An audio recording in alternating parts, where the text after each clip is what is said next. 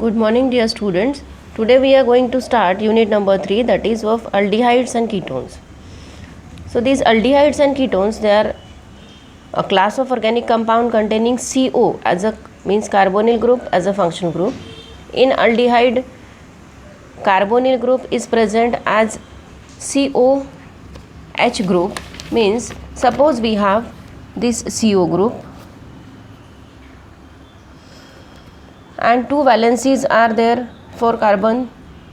When one of the valency is satisfied with hydrogen always, then this group becomes a CHO group and it is called as a aldehyde, and the remaining, the second valency may get satisfied by any alkyl group, any hydrogen or any aryl group. So such kind of compounds, they are called as aldehydes. When the another valency gets substituted by R, means alkyl group, then these aldehydes, they are called as a alkyl or aliphatic aldehydes. When the same valency gets satisfied by AR group, means any aromatic compound, aromatic ring, then the aldehyde, they are called as a aromatic aldehyde or aryl aldehyde. Now for ketone, now again we are writing this is a carbonyl group. When both the remaining valencies of carbon get satisfied by R group, means alkyl group or aryl group, then that kind of compounds, they are called as a ketone.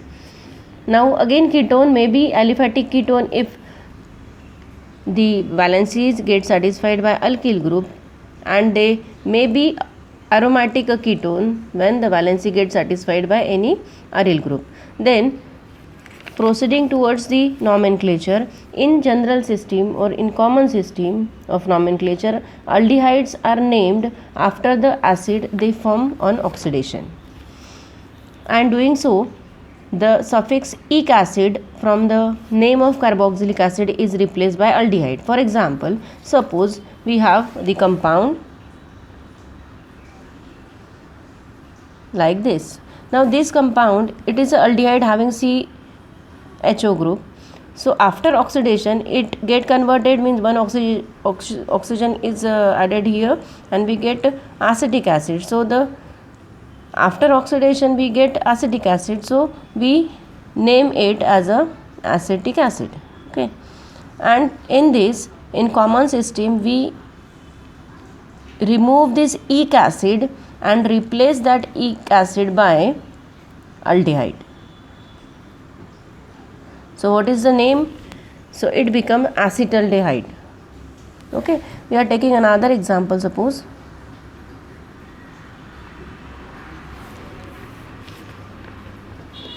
or this is again aldehyde because a CHO group is there, and after oxidation it get converted to formic acid. So from formic acid we delete this ic acid and replace it by aldehyde. So what is the name of the aldehyde? It becomes a formaldehyde. So this is about the common system of naming or giving nomenclature to any aldehyde.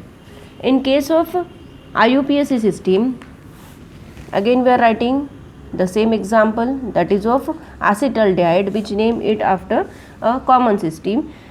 So in IUPAC system, what we did, generally we first find out the longest carbon chain. So here only two carbons are there, or two carbon chain is the longest carbon chain. So basic alkane is what? It is ethane. So here we remove that terminal E and replace it by a name al. So it becomes ethanol.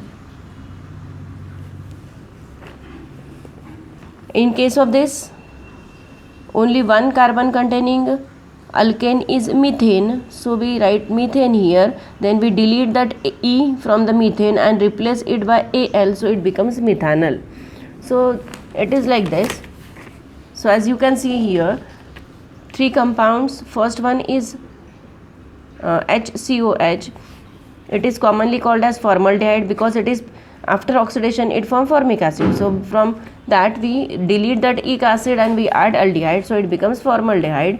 And in case of IUPAC system, as you can see, we first select the number of carbon atoms, so only one carbon is there, so it becomes basic alkane is methane, so we that replace that E by Al, so it becomes methanol. In case of another one,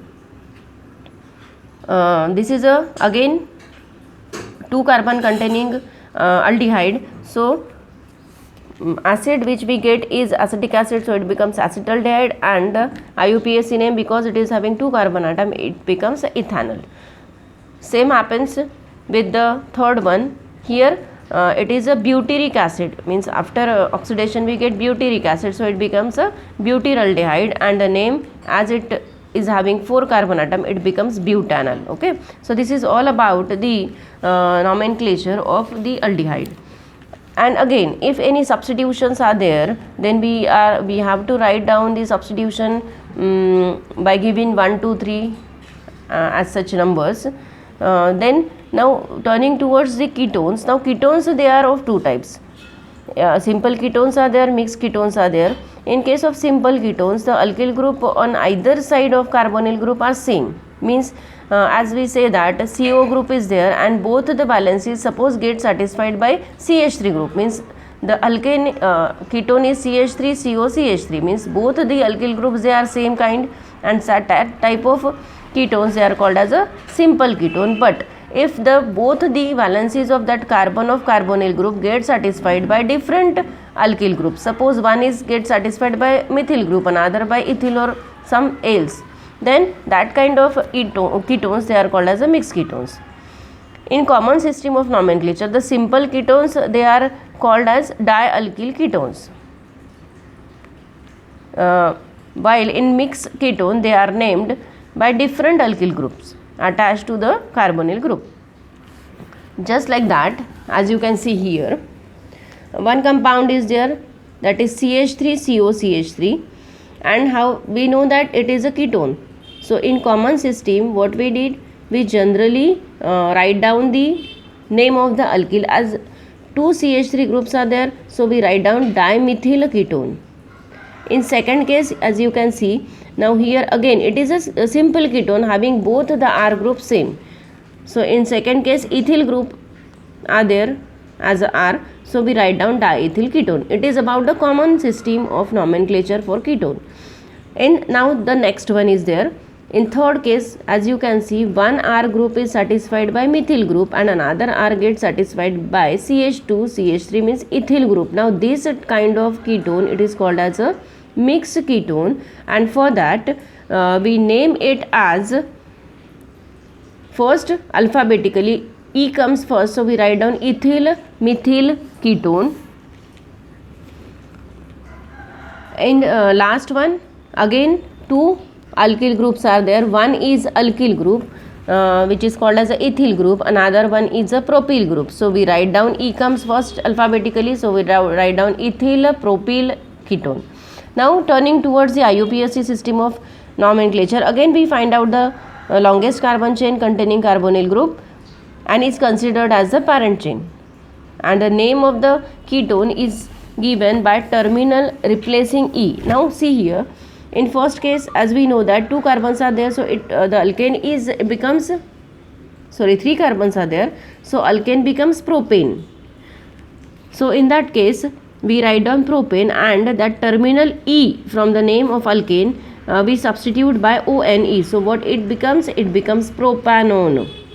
And here we write down or give the numbering to carbon atom in such a way that the carbonyl group must acquire the least number. Okay, so here only 3 carbons are there, so it becomes always be on the second position, so we write down 2 propanone. Okay, so ketone is there, then we write down 1. Here in the second case, again we find out the longest carbon chain, and in such a way that the carbonyl groups acquire the least number, so we are writing 1 2 3 4 5 carbons are there, so the parent alkane it becomes a pentane. Again from that pentane we delete E and we add 1. So it becomes pentanone. And the position of that carbonyl group is 3. So we write down the 3-pentanone. The same happen with the third one. Here 4 carbons are there, so it becomes butane. We delete E, we write down 1, and that carbonyl group is on the second position, so we write down 2-butanone. Then the last one here, now number of carbon atoms, they are 6, so we write down hexane, delete E, write ONE, and so it becomes hexanone. Now check out the position of CO, it is on the third position, so we write down 3-hexanone. So this is all about the nomenclature of aldehyde and ketone. Then the next topic is structure of carbonyl group. Now both aldehyde and ketone, they carry a group in their molecule, and the carbon atom of carbonyl group is in sp2 hybridization. As we already know that whenever double bond is present, so this is suppose a CO group, and you can see that on CO group carbon attached to oxygen by double bond. So this carbon, it undergoes which hybridization? Yes, it undergoes sp2 hybridization. And as you know that, again we write down carbon 6, 1s2, 2s2, 2px1, 2py1 and 2pz0. Here what happened? Again it undergoes excited state, so the one of the electron from this carbon get excited to this position, so this 2s2 becomes 2s1, 2pz becomes 2pz1.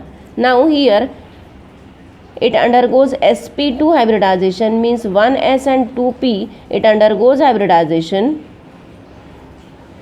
to form a trigonal 3 sp2 hybrid orbitals. Now one remaining unhybridized 2pz orbital with 1 electron is also there. Then in the second one it get attached to oxygen, so we have to write down the configuration of that oxygen also. So oxygen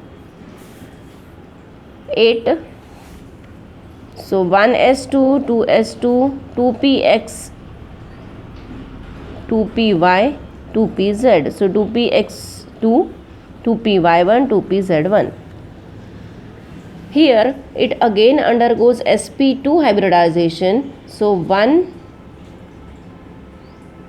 as you can see here, it doesn't undergo or excited state, undergo in excited state, directly on ground state it undergoes sp2 hybridization.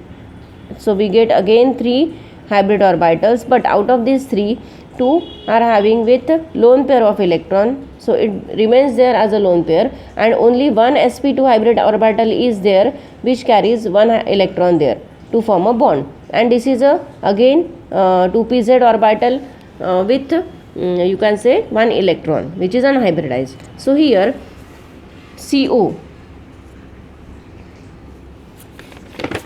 I am again writing it here, so CO and like this HH or anything.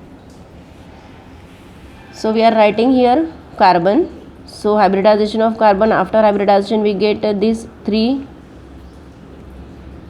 sp2 hybrid orbitals each containing 1 electron. Now this overlap with oxygen, so we are writing here this is carbon, we are writing here oxygen. As you know earlier that oxygen again undergoes sp2 hybridization, and here we get 2 lone pairs here and 1 overlapping of carbon and oxygen to form 1 sigma bond.